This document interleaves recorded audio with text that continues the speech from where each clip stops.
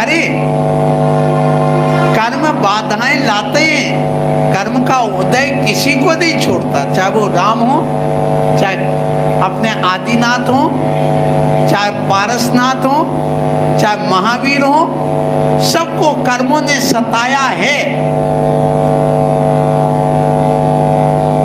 और इन कर्मों को, सताने वाले कर्मों को अपनी आत्मा से हटाना बहुत बड़ी बात होती है। इसलिए आप अपना कर्तव्य समझ करके कर्मों की ओर ना देख करके काम को आगे बढ़ाते चले जाना।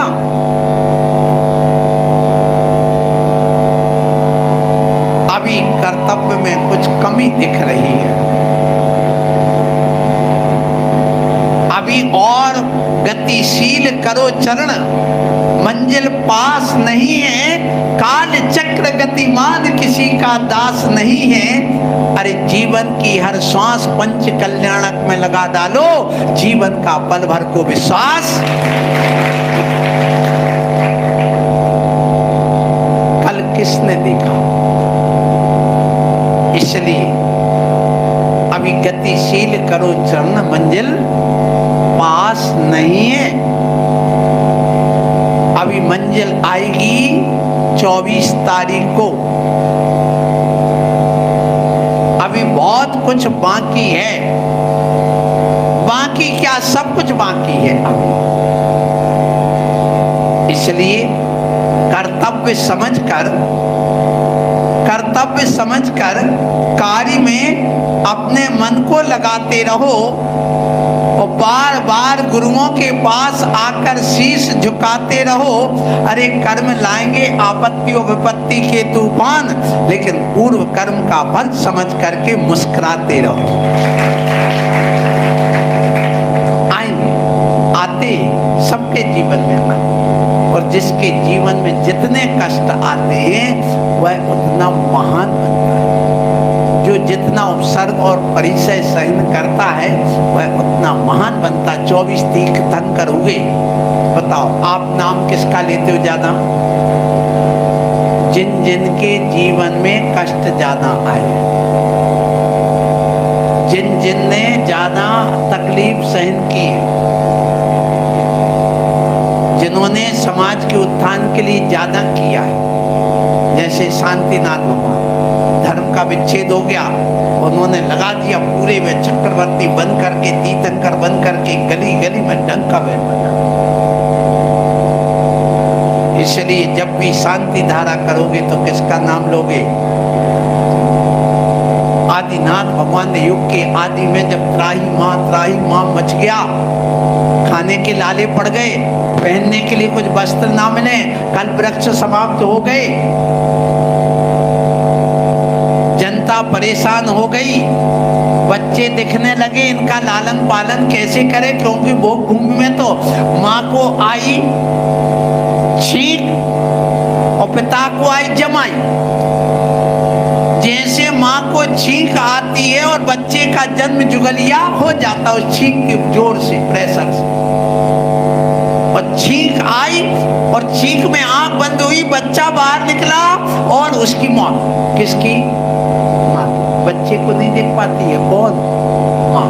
और जैसे यहाँ बच्चे का जन्म होता उसी समय उसको जमाई आती और उसको भी प्राण निकल जाती। पिता भी माँ को अपने संतान का मुंह नहीं देखता। ये कब होता है?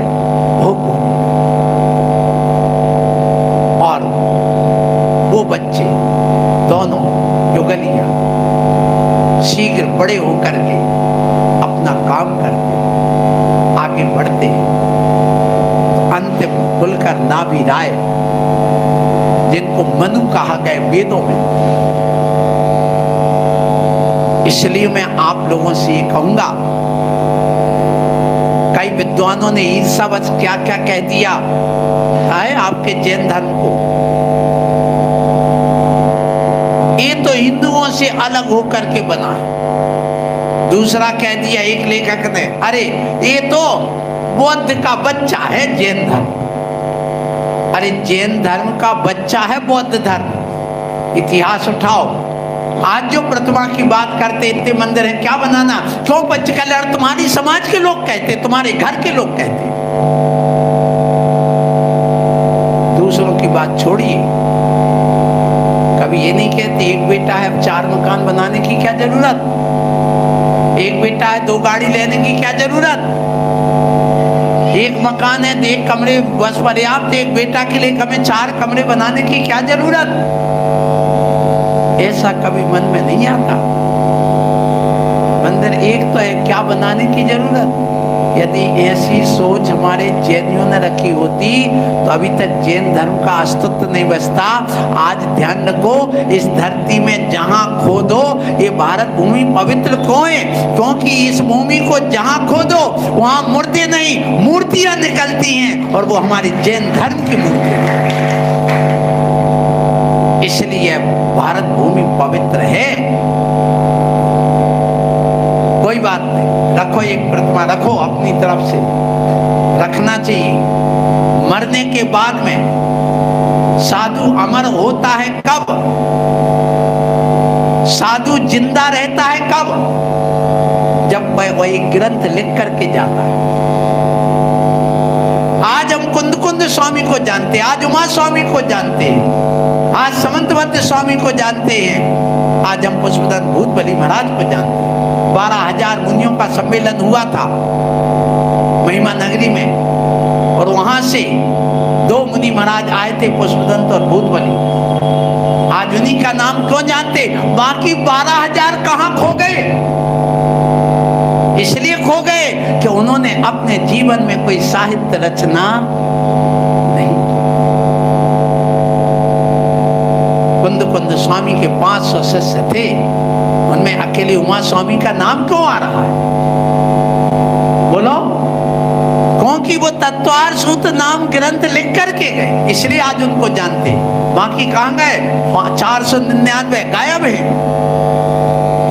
इसी प्रकार ध्यान रखो, आज हम यदि जानते हैं, जब प्रशस्ति में नाम होता है कि प्रतिमा टूटने के बाद, खंडित होने के बाद ही, आज यदि पुरातत्व में नाम चढ़ा हुआ है, आज यदि तुम जाकर के वहां देखिए उन मंदिरों में, पता चलता, इतिहास बताता है कि अरे फलाने व्यक्ति ने ये प्रतिमा स्थापित की थी, तो खंडित होने के बाद भी वो खंडित प्रतिमा बताती है कि कोई व्यक्ति यहाँ दान करके गया और जैन धर्म के इतिहास की रचना रच करके गया है, जैन धर्म का एक मंदिर बना करके गया है। मरना तो सबको एक दिन पक्की बात है। इसलिए आप लोग अपने जीवन में एक कार्य करो, पंच कल्याणक कर रहे हो, इसको करना है। इस पंच कल्याणक के माध्यम से हम एक दूसरे से जुड़ते हैं, हमें एक दूसरे को जोड़ना है, तोड़ना नहीं है। हाथ जोड़ करके जोड़ा जाता है और थप्पड़ मार के तोड़ा जाता है। हाथ दोनों में, एक हाथ ऐसा और एक हाथ, बस एक्शन का अंतर है। ऐसा करने से आदमी टूटता है और ऐसा करने से आदमी जुड़ता है। तो पहले खुद जुड़ते हैं, खुद जुड़ने का पहले हमारे दोनों हाथ जुड़ जाते हैं तो सामने वाला जुड़ जाता है, और यदि हाथ नहीं जुड़ता है तो सामने वाला नहीं। एक हाथ से टूटता है और दोनों हाथ से जुड़ता है। तो पहले अपने दोनों हाथ जोड़ना सीखो, तब जाकर के तुम्हारा कार्य होगा।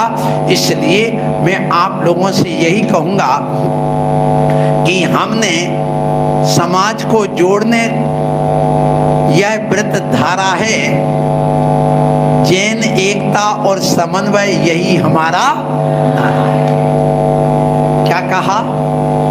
फिर से सुनो,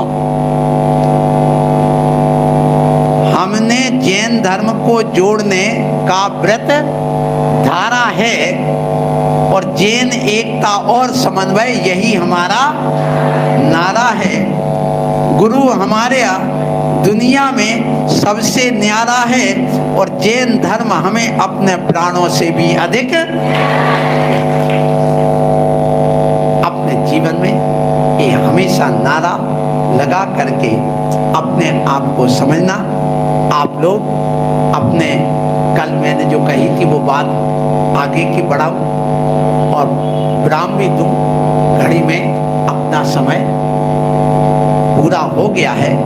एक घड़ी कह रही है टिक टिक टिक टिक टिक करती घड़ी सभी को मानो ये बतलाती है करना है तो जल्दी कर लो, घड़ी बीत रही है। पंच कल्याणक आ रहा है। बस कितने दिन रहे? 15, 16 और 18 को तो गर्भ कल्याणक होगा, ध्वजारोहण होगा, घट यात्रा होगी। आज का दिन भी गया तो 15, 16 और 17, तो 17 बातें छोड़ो। अब आत्मा की बात करो, अपने परमात्मा तत्व की बात करो, अपने आप को जानने की बात करो। तो जो कल मैंने कहा था कार्यकर्ता के संबंध में, उसी प्रकार से बीच में मैंने